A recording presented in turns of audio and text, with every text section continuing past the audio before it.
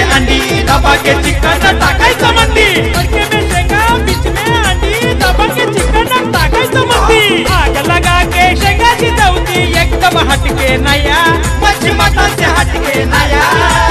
आया आया रे दादा पोपटी का सीजन आया आया आया रे दादा पोपटी का सीजन आया आया आया रे दादा पोपटी का सीजन